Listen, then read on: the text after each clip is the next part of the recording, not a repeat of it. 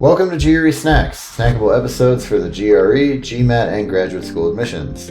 I'm Tyler, the founder of Achievable, and we have an affordable GRE course that includes everything you need to ace your exam. A full textbook, videos on key topics, tons of GRE practice questions backed by our memory-enhancing algorithm, a built-in study planner and essay grader, and full-length practice exams. You can try it out for free at achievable.me, and if you like it, use the code podcast to get 10% off at checkout. Now, let's get started. Today, we've got Dr. Don Martin back with us, and he's the author of the book Grad School Road Map. Don, I'd love if you could introduce yourself and anything else you wanted to share here. Hi, Tyler. Sure. It's great to be back, first of all. I love chatting with you, and I'm happy to say everything is going very well as it was last time we spoke.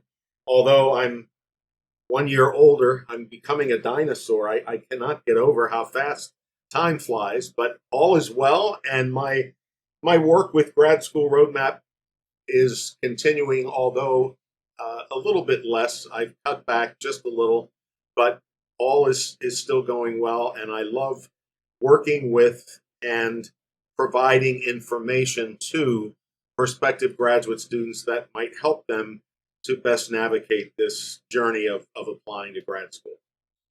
Yeah, fantastic. Yeah, and today's topic is really, it starts with kind of this shocking statistic I saw the other day. It was a chart of how many of the graduates of top MBA programs are still struggling to find jobs 3 months after they graduate. And it included like Harvard and Stanford and Booth and a bunch of other really good ones. But Harvard, it was 25% of Harvard MBA graduates were not getting jobs 3 months after they graduate their MBA program. And so that was pretty remarkable to me, right? And I mean, maybe we should start by providing context to this, right? It's not like Harvard fell off. It was pretty universal across all of these MBA programs. And I think it's probably mostly related to like kind of the weird job market that we're in right now, where it's all hard for a lot of qualified white collar people to get jobs. Do you agree with that statement? And I guess kind of how are you seeing on your end? I absolutely agree with that statement, Tyler, because I've had the benefit of being in higher ed and in particular the enrollment services space for 45 years now. I can't believe it. I started when I was 3. Mm-hmm. But anyway, I've been doing this a long, long time. And part of that was an 11-year stint at Chicago Booth as Dean of Mm-hmm. Admissions. And since starting Grad School Road Map, obviously, over the last 17 years now, coaching hundreds of MBA candidates and watching them go through this process, which often includes them doing some research on placement percentages of graduates. So while, I'm sorry that this is happening, it is, to me, I wish I could remember the year or two when this happened before, when I was at Booth, and all of a sudden, corporations were cutting back a little bit, or we were in a recession, or whatever it was, and job opportunities were not as plentiful, and many graduates did not end up with a job offer even 3 to 6 months out. Mm-hmm. And this obviously was news for some, in that there's this perception that maybe if you've probably heard the term the M7 business schools, if you're coming from one of those, you will never, ever go through a situation where you won't have a job opportunity. And that's just not true. What affects some other business schools is certainly going to affect the more well-known or more competitive ones. So to me, this is not an alarm going up. This is not some major change that's taking place in the American workforce, white-collar workforce. I don't see that at all. I believe this is a cyclical situation that just, for whatever reason, a group of variables have come together and are causing some employers to be less available to hire than they were. And I believe within a year or two, we'll be back to something else. I'm not alarmed by it. Okay. Yeah, because it has been odd, right? I mean, in my Yes. personal life, I have a lot of friends of mine who I've always considered to be very successful, and they've gone 6 months without being able to get jobs. That's been weird, right? And I think part of it is just I do think tech in particular overhired during COVID. But I also, yeah, I mean, I was still surprised by that. I think the other part of it too is that, it's possible. And I'm curious what you think about this, but like, is it possible that maybe, getting an MBA from one of the M7 programs is no longer makes you an auto include at every potential job because those programs are looked at differently, or because they're just not trying to fill their class with people like that? They're trying to get, a more diverse group of people in their office. Like, why do you think, or do you think that's potentially part of it? That's a very, very good question. And I'm sure if I was on the stage with other former deans of admissions at business schools, you probably get 10 different responses. But that said, from my take, I've long felt, Tyler, that while certain business schools are always considered the most competitive, and there's a name that goes with it, that will always be the case. When the rubber meets the road, I believe in the last 15 years, that 15 to 20, that what employers have come to truly discover is that just because someone earns an MBA at one of these schools, including Booth, where I very near and dear to my heart because I was there. I love Booth, but that that just is not the sole predictor of success with a company. Right. I think in the past, when I first started working at Chicago Booth, it amazed me that certain employers, I mean, they chose a list of schools to which they were going to align themselves, and they kind of stuck with that. That seems to have evolved to the point that it's not so much a loyalty issue with corporations anymore as it is realizing that it seems very illogical and does not make a lot of sense to suggest that only 7 schools produce the greatest workforce. That's just not For logical. sure. And I believe over time they've come to see that. And so maybe they're distributing the wealth a little bit more, which means that some other business schools are getting a chance to put forth their top talent. And this is a bit of a shift. This is not how it was. I'm personally happy to see that because even So, though I love, I'm sorry, I'll just say this and then oh I'll be no, no, go quiet. ahead. But even though I love Chicago Booth as much as I do, it troubled me that during my time and since I was there, some folks have this notion that Booth or one of the others is the only option they're ever going to have for success in their career. And if they don't get in there, all hope is lost. And that's just so not true. And I believe what we might be saying. I don't expect that some of these numbers would be every year 25% of graduates can't get a job within 3 months. I don't think it's going to be quite that large, but whether it will all go back up to, in certain cases, 99% of graduates have a job within 3 months from some of these schools. It wouldn't surprise me if we don't go back that far. Right.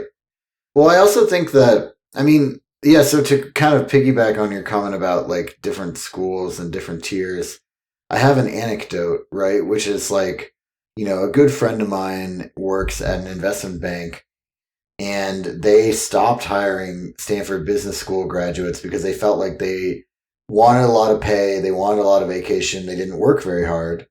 And instead they go for people from, fantastic schools like Duke Yep. that are basically very similar intellectual profile, but they don't have that sense of entitlement, and they have a very strong work ethic, right? And I think the two pieces of that I wanted to pull out and ask you about is, first off, are you seeing similar thoughts and behaviors from other employers, or is and then on like both the entitlement front and like the work ethic front, and then second is just generally, are you seeing that there's just kind of an emphasis on work ethic, like overall, more so than there was in the past? Another very, very good question. And my own take, Tyler, is that Mm. especially in the last 5 years since the COVID crisis, I believe that work ethic considerations are becoming more in the forefront for employers, coupled with what you said about, I would expand some of those couple of schools that you mentioned, like Stanford or Harvard or whatever. There's a couple schools where graduates have this sense that if they get in there, they are they walk on the They're golden child. yeah, Yeah. and everybody's going to want them, and they have a chip on their shoulder, and I don't believe corporate America is as I wish I could say I've studied this and I have research to back it up, but Mm. anecdotally, I don't believe that chips on shoulders are as attractive as they might have used to have been. There's a very fine line, in my opinion, between confidence and arrogance. And Yeah. MBA, I think you're are you sorry, I don't mean to interrupt you, but no, like I think I thought chip on your shoulder meant that like you weren't in the prestigious place and you felt like you should have been, so you work harder, not that you are in the prestigious place. no. I always looked at it that you are in a position of prestige and you have this. Maybe I'm defining chip on your shoulder a little different than you are, but it's in a way, You have this sense of like I made it. yeah, Let's put it that way. yeah. Yeah. I'm here. I'm God's gift to the white collar workforce, and you would be crazy not to hire me. And I just know that once you meet me, and it comes through in the way you behave as an interviewee and as an applicant. And I just know that for me, I don't know if anybody does, but I don't relate well to somebody who thinks they're better than everybody else. I don't that just never, at Booth, I don't know if some of the applicants when I was there thought that somehow that behavior would result in a unanimous decision to admit, but oftentimes it was the opposite. But back to your original question, I just think that employers today are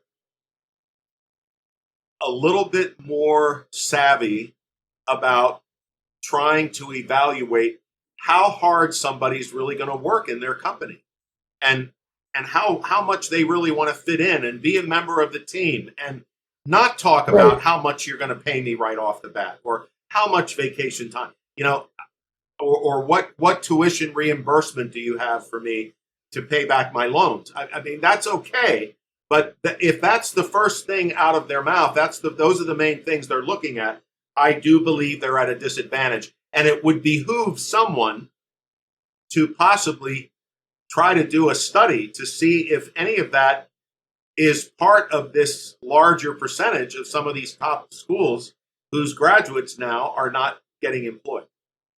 Right. Yeah. I mean, I think it'd be hard to conduct that study, It but would be. It would I'm be. sure that's some of that 25%. I mean, which kind of leads to the next thing, right? I mean, at the end of the day, I do believe that, we're living in the age of capital, and corporations have probably as much power over their labor as they've had since World War II. And so like corporations are already eating good, basically. Like they're already in a very advantageous position with regards to like their relationship with employees. and yet they're still not really happy with, you know, the I guess call it the talent, the high talent people making demands. Is that kind of a reaction to the fact that during, because I think a lot of this changed during COVID, and what I've been trying to kind of piece together even for myself is like how much of this is because kind of like the pendulum swung so far in, you know, the cushy direction, for lack of a better word, during COVID, right? Where, Yep. you know, I was at a big company job, and like other than the fact that we couldn't go outside, like life was pretty good, right? Exactly. And then on the other hand, you know, now like, is it just the fact that at the end of the day they can afford to be this picky now because the labor market kind of caught up to demand? Because for a while it was like, you know, the Googles and Facebooks of the world were desperate to get anybody that could do the job well, and now they've got a bevy of those people and they don't need to be as selective as they used to be, or they can be more selective now. Yep. Yeah, I don't know, like, I mean, I guess I'm just like listing a bunch of potential trends. Like, what do you think is the cause here? I still go back to what I said toward the beginning. I think some of this is cyclical. I just I remember years where applications to business school would go down because employers would put it right out there. They would say, "Look, we're not going to be hiring as much this coming year, or we're going to be hiring in 2 years," and so applicants would not they'd wait until they thought there would be Yeah, more of a chance. So I believe there's a cyclical nature to some of it, and I right. also uh, again believe that as corporations tend to be replacing human capital with technology capital, that effort still continues. They still keep figuring out ways to have a computer do something that a human being could do. They're getting good talent, but they just may not and may never again need as much of that talent in order to do what they want to do. So those are the things that I would think. If you take the cyclical nature of this workforce from time to time, you take the commitment and the emphasis on using technology to all that you can, and you take this entitlement slash chip on the shoulder attitude of potential candidates. Again, maybe this is like a conversion of the stars, so to speak, and it's all coming together at the moment and it is affecting some percentage numbers, but I don't believe that those numbers will stay that large. Yeah, That's exactly. my that's my if that makes any sense. Yeah, no, that makes a lot of sense. Well, yeah, so then I guess like to kind of transition off of the pontificating, right? Yes, yeah. Um, so what does it mean, right? What does it mean for people looking at MBA programs this year, or just, you know, grad school in general? Is it that you should maybe consider, you know, going to Duke Fuqua with a scholarship over HBS full freight because, you know, there, if you ace it at Duke, you're going to have equivalent job prospects? Is it that, you know, the M7 is still the M7 and everyone else is actually doing worse? Yeah, like what do you think about, first, like talking about maybe the top of the grad school business school pyramid, and then just talking more generally? Well, you you asked a dangerous question because you'll probably end up having to stop me. I could go on and on about this forever, so I'll have to be careful. But if I'm understanding your question right, you're asking in a way, is it less important today where you have an MBA from, as opposed to still having this pedigree behind your name that says XYZ Business School? Right, Tyler, I have said this all of my career. I said it when I was at Booth. I right. said I used to say to applicants, if you're coming here just because of the name, you're barking up the wrong tree. You shouldn't, you are absolutely hurting yourself in the long run. The goal to me of a graduate education is kind of perhaps twofold. One, to truly learn, to take this time that you have that is given to you and learn tremendous amount of knowledge from that experience. Right. And secondly, perhaps at least equally important, is to do that in a place, in an environment that is good for you, that matches what, and going to a school because of its name doesn't fit the criteria for me of choosing a place that works for you. That should be the very last thing you look at. So if somebody applies to your illustration, if someone applies to and gets admitted to Harvard and Duke with a full ride, Harvard without, and they've done their due diligence and they've done their homework, if Duke is the place for them, they should go. Absolutely. Right. To me, that's a no-brainer. And but let's say in that scenario, Harvard is there truly. It's not because of the name now, which is, I think, hard for me. They'd have to prove that to me sometimes when they said why they chose Harvard. But if they can truly say that, and they mean it, then taking on the cost of a Harvard MBA will be worth it in the end because of what I'm going to say next. Tyler, as long as I've been around, including my own personal journey, and I'm sure yours, if you are good at what you do, you basically know your stuff, and you work well with others. You have the ability to communicate tremendously well with those whom you serve or those with whom you work. You will never, ever be out of a job. Or it will be very, very short. If you're an expert, you're going to be sought after. Whether you went to Duke, whether you went to XYZ State University Business School, it doesn't matter in the end of the day. If you're good at what you do, if you're results oriented, you're motivated, you're humble yet confident, you know your stuff and you communicate well, it will not matter what name of the institution is after your name. And I'll say quickly, as you may remember from one of our prior conversations, if I ever said this or shared it, I went to an undergraduate institution nobody's ever heard of. It wasn't even accredited. It was a religious college it was forced on me. It was something I was told I had to do by those who had authority over me at that time in my life. You would never, ever take that undergraduate degree that was basically in religion, not accredited, and connect the dots that I would end up working at the likes of Chicago Booth, Columbia University, Northwestern. You just wouldn't do that. Yet it happens. And I'm right. It happens to millions of us. So anyway, as I told you, I'm getting long-winded. I'll try to stop myself here. But I truly, this is about finding the best program for you, end of story. Because if you work hard, you know your stuff, you will succeed. Doesn't matter. You absolutely will.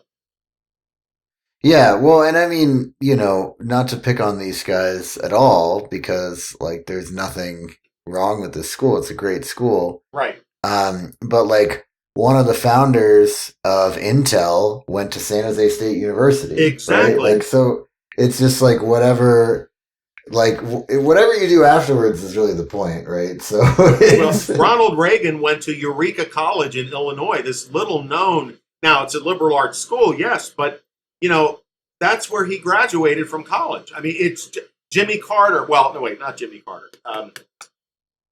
Well, yeah, there's more. There's more. There's a lot more. Yeah. Well, so then, maybe this leads to the next thing. So, focus, it's always, I think you and I have been preaching the same thing for a while, which is focus on your fit more than anything else. Amen. But the question I have now, though, is with For a long time, and I think this is still true, grad school was a way, that when in 2008, when I graduated college, a lot of people went to grad school to kind of dodge the recession, right?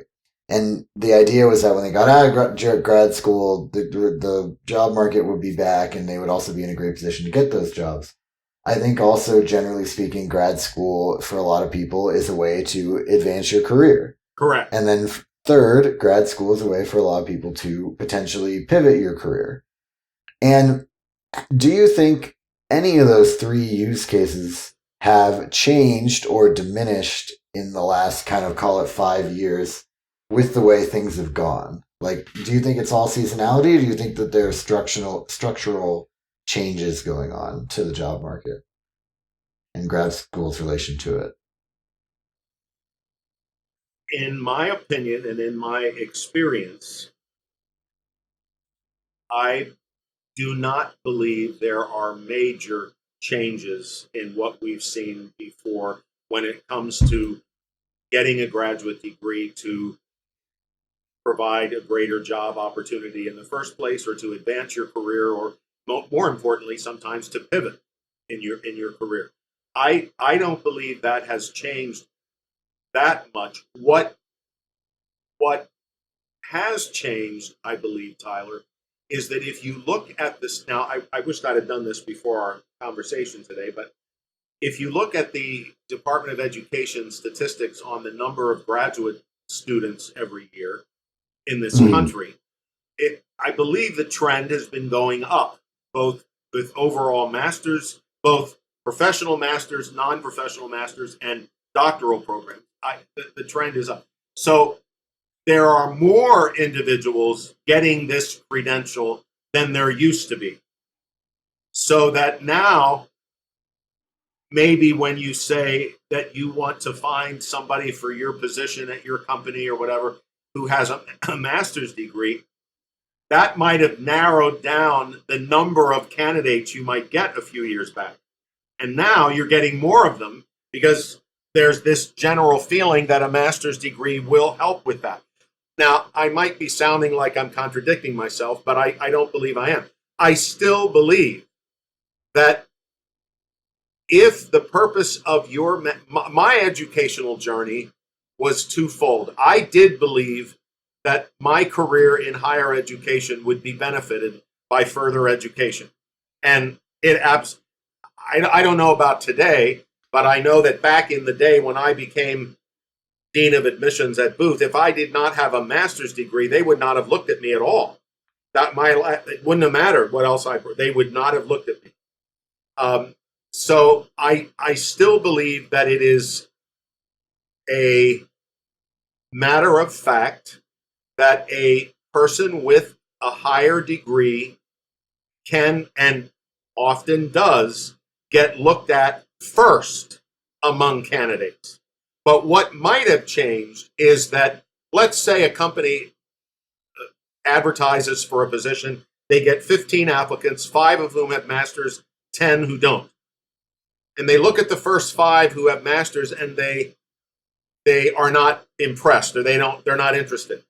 In the past, they would have probably re-advertised and gotten more candidates as immediate next step. Now, what I believe they might do is say, well, let's take a look at these bachelor's degree folks and see what they can bring to the table. That, I think, could have changed a little bit. Mm-hmm. Great. Yeah, I think that all makes a lot of sense. And I think in general, just we're at, like, it's easy when things change a lot in a short period of time to think that it's the new normal, but oftentimes it goes back to the way it was in a lot of these markets. That's where hindsight can be more of a 2020, and you're getting these thoughts, at least from me. As I said, I started in admissions in 1980.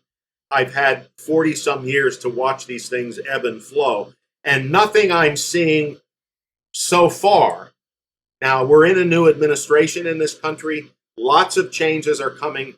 I don't know what that's going to mean 2 or 3 years from now, but at least for right now, I don't see anything in general that is like some a harbinger of some dreadful change or amazing upheaval that's coming. Not yet, anyway. Yeah. Great. Well, thank you so much. This has been GRE Snacks. It's hosted by Tyler from Achievable with Dr. Don Martin from the Grad School Road Map. And you can try Achievable's GRE course for free by going to achievable.me and be sure to use the code podcast to save 10%.